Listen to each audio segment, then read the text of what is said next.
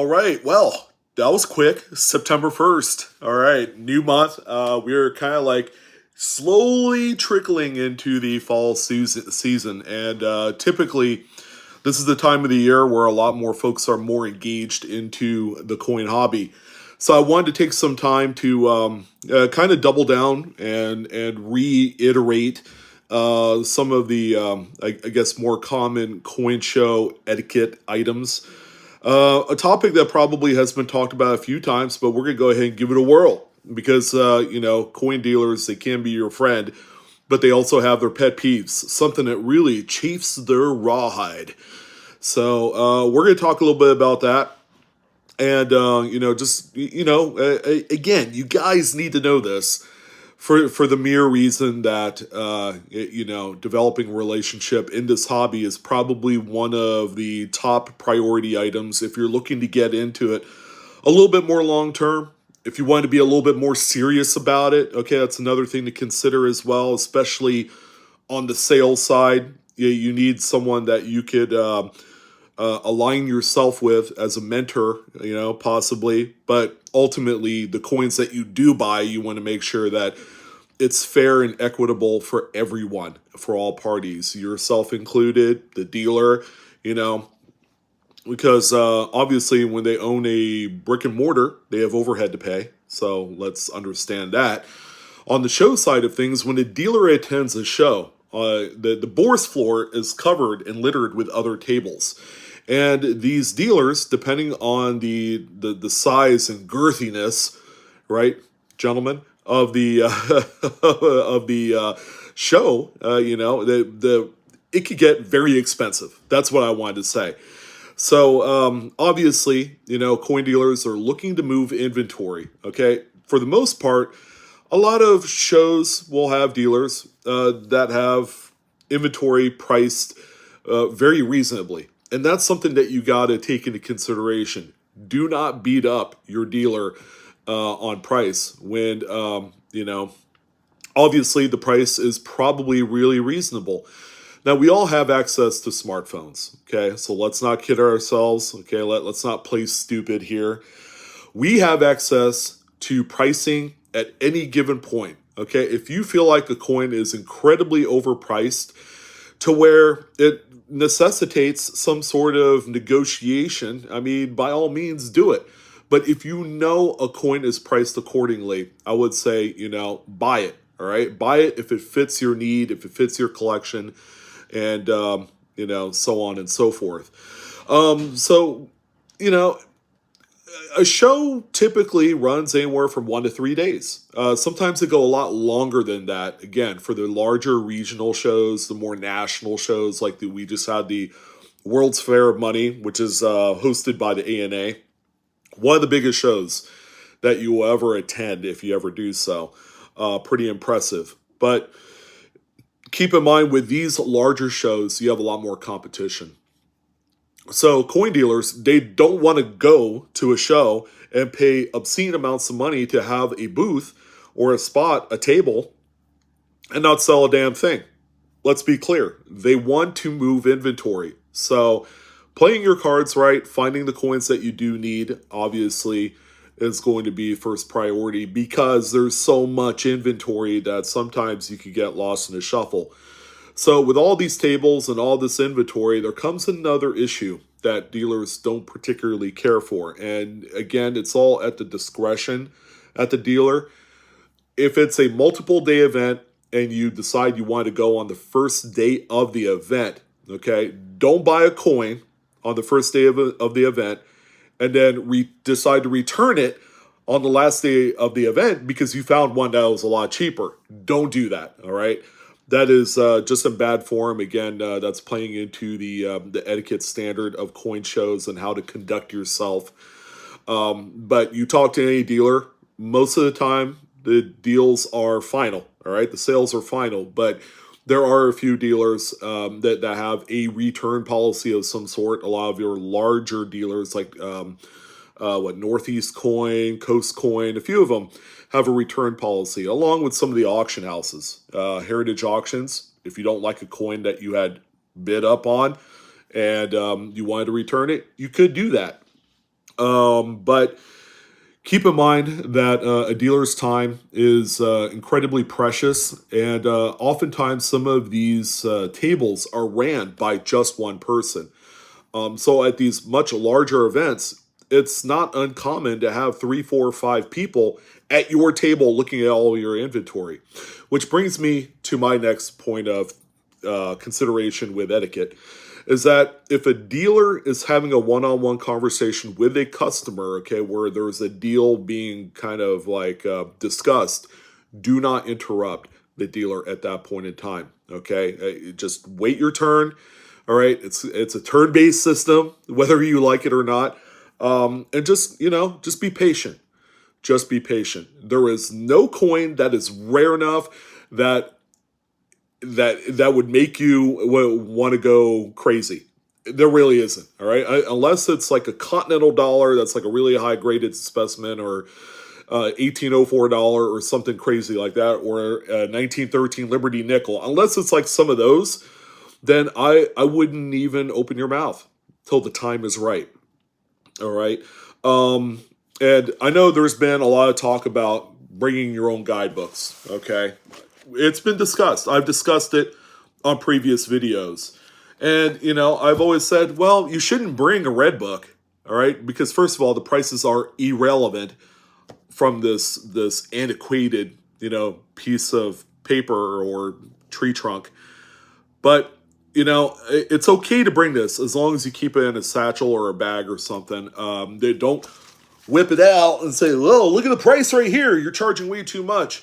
Prices don't matter in these, okay? Any printed media, any electronic media that shows prices, like even the PCGS price guide, the prices don't matter, okay? They give you a baseline, but they don't matter in the grand scheme of the market because the dealers are tuned in very well to the market all across the board. Now, we are coming into the holidays, but that does not mean we're out of the recession. Price of gas is still, it's dumb. It's very dumb. And what you want to do is not try and talk too much about the market and how everything seems inflated, because where there's smoke, there's going to be fire. Okay. And it's almost like talking about politics and religion. All right. On your first date, you don't want to do that. All right. That's like a very taboo subject. So don't talk about the market too much unless it's in a general sense.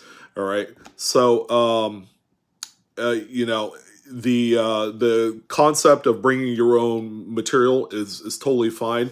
The one thing that I probably wouldn't bring out, especially for those of you that are cherry pickers, is to bring the cherry picker's guide and whip it out right there. Whoops. Yeah, I have a professional system here, don't you know? But whip it out, open the book, check things out, and, do all that business while the dealer is sitting there staring at you. Don't do that. As a matter of fact, part of going to the show or a coin shop is knowing exactly what you're trying to find. All right. So with that being said, doing a lot of your educational work, writing down notes and jotting down things should be, okay. Okay. And that's something that you need to do anyways. And then again, we all have smartphones. You could access any of the attribution sites if you need to, from doubledie.com, Variety Vista, Copper Coins, along with a myriad of different other sites that you could bookmark. As a matter of fact, as in the course of your data gathering, what you should do is get on your phone anyways and open up those specific pages and keep a tab open on your phone. All right, so that way when you go onto the internet on your device, all that stuff will already be up there. So if your ultimate goal is to cherry pick Buffalo nickel varieties, obviously you have done all your homework. You would have had like a little sheet of paper all written out, which is, I'm old school. I like doing that, but I also combine a little of the new school stuff too. I open up all those pages on my phone so that way they're easy to access. It's okay to whip out your smartphone to kind of thumb through, your list of coins they're looking for. But going in there with some of the more obvious things like guidebooks like this, dealers can be a little mixed about it, okay? They're a little 50-50. Sometimes they'll be put off by it. I know with cherry pickers guides, they will be put off by it. But with the red book, they're kind of okay with it up until you have to, blurt out of your mouth like, hey, the pricing in this red book says X, you're charging Y. Can we meet somewhere there? No. Okay, that shouldn't even be a conversation. Okay, yeah, that's more of a slap in the mouth of the dealer than anything else. Another thing that I've seen on a few occasions, and it's become more of an issue, is don't hijack coins. And the reason why I'm saying hijack coins is don't sit there and kind of ogle over a specific coin that a dealer has and just kind of sit there in front of the coin or possibly put a retainer down for them to hold the coin and not commit to it. And then at the end of the day, you go back to get your retainer. And yeah, the dealer is out of sale because they probably could have sold that coin sometime during the show. I've seen that on a few occasions. I've heard a few grumblings of something like that happening before. Excuse me. So putting down a deposit for a dealer can be an appetizing kind of like carrot dangling in front of them. Try not and do that. Most dealers are more privy to it than they were back in like 2020 when the market boomed for all collectibles, and then into 2021.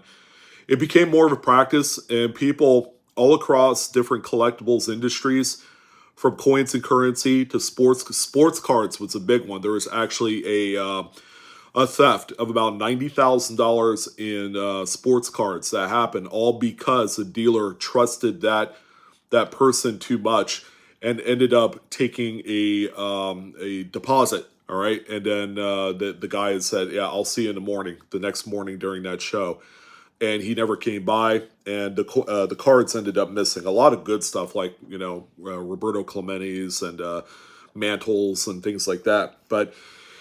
He opened up the box that had the deposit in there and ended up being a bunch of $1 bills, and it didn't have $100,000. Okay, so again, that's something that dealers are more privy to today because of all of the bad things that have happened during the pandemic period when there was more shady shystiness going on in the hobbies. So just make sure, just don't even cross that bridge if it came down to it. Don't hijack coins with the purpose of possibly buying it or not buying it and just being dumb about it. Don't do that.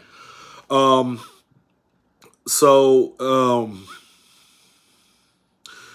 few other things to talk about. Obviously, it's okay to bring up the fact that a coin might be cleaned if it's raw. It's kind of hard to say. There's a reason why it's raw for a reason. So, in some instances, it might be okay to talk about it. But another thing that dealers are doing today is that, especially on raw coins, but you can also say the same about graded coins, they're intentionally leaving the price off of them. So this is where someone who is more privy to cherry picking varieties and errors, dealers generally don't care about it until you find it. So because of that, they leave the pricing off of the 2x2s and all that stuff. And then when you show interest because you found something, it gives reason for the dealer to do a little research on those coins. And they have the time to do that, especially if they have an assistant. But they'll get under it, with a magnifying glass, and they'll say, "Oh, this is an RPM variety. I will charge you this." And you're like, "Well, there goes my cherry pick. I guess I don't need it anymore." So always be wary of that as well. The dealers that have no pricing on their slabs and on their 2x2s, the 2x2s especially, that's a big red flag. Oftentimes, everything will be priced ready to go. Try not to negotiate too hard on a low dollar value. The dealer might actually do that themselves. So if you're sitting there with like $25 in coins and say, "Hey, will you take 20 for these?" Let the dealer decide with that. So while we're on the topic of pricing and how to pay for these things, here's a little bit of a good pro tip for you guys. Bring cash and try not to rely too much on the good old credit card or debit card. Oftentimes, dealers have fees they have to pay for these card readers, Square Trade, and all that stuff, or Square Trade, Square readers, Apple Pay, things like that. And normally they'll pass off that cost to you. If you have cash, you have a little bit more power in the final total price of what you pay. Oftentimes, with coin dealers, they won't charge you tax if you're paying in cash. All right, call it the good buddy discount of sorts, where they don't have to pay, charge you tax. That's a big bonus.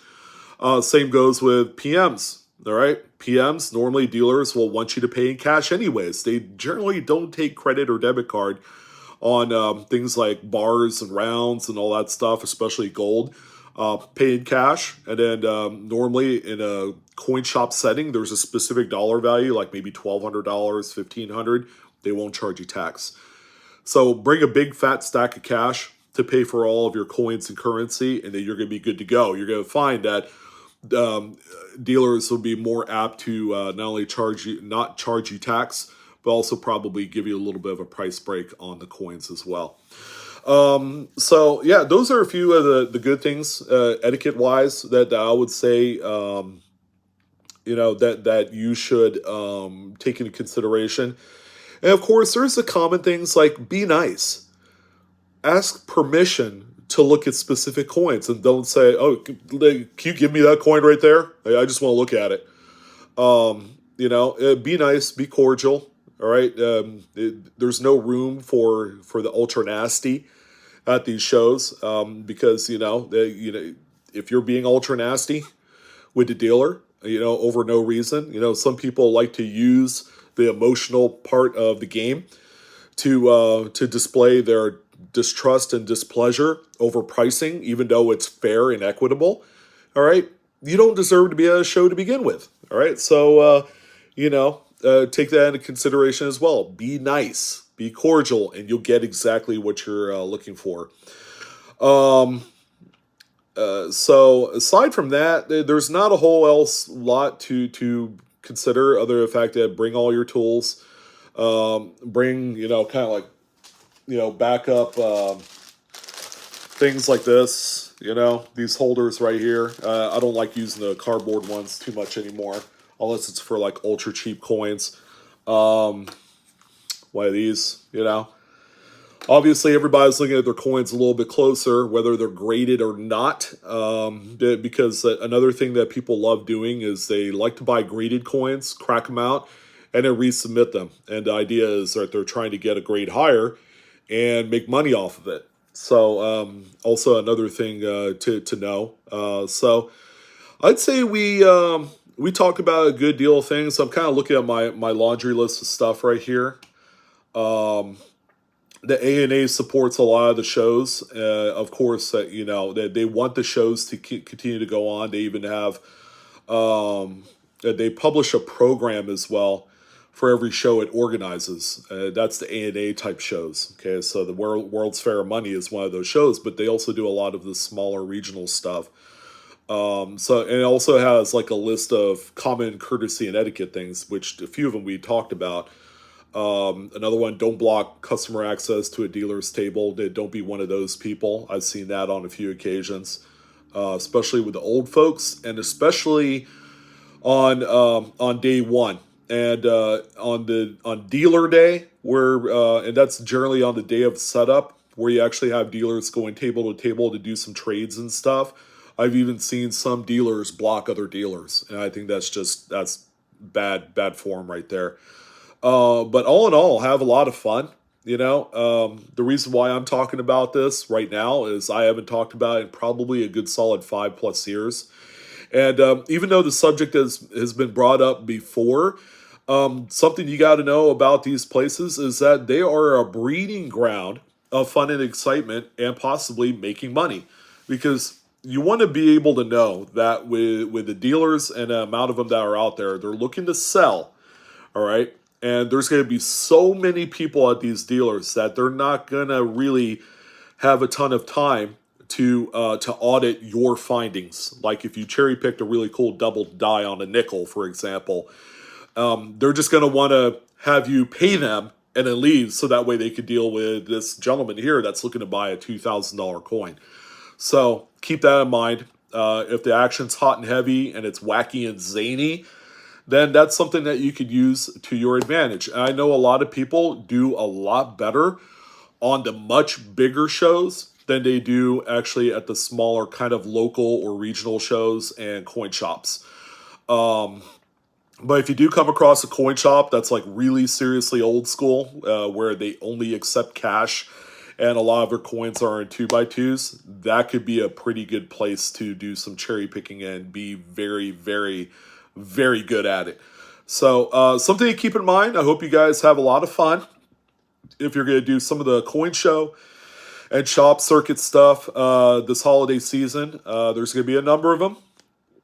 And there's going to be a lot of people looking to sell because they understand that the market is coming back during the last 4 months of the year, rather. So it's going to be a huge opportunity for folks to add some pretty nice stuff to their collection at a reasonable price. Sometimes even a lot less than what you would encounter online through some of the dealers and auction houses. So yeah, make the best of it. Enjoy what is bound to be a very busy coin holiday season. And yeah, best of luck. Hopefully you guys find what you're looking for. I know you will. And that's going to go ahead and do it. So thank you again for tuning in to Blue Ridge Silverhound. Hopefully you guys have a wonderful, wonderful day. Have a great weekend. And I'll see you on the next coin video. So long.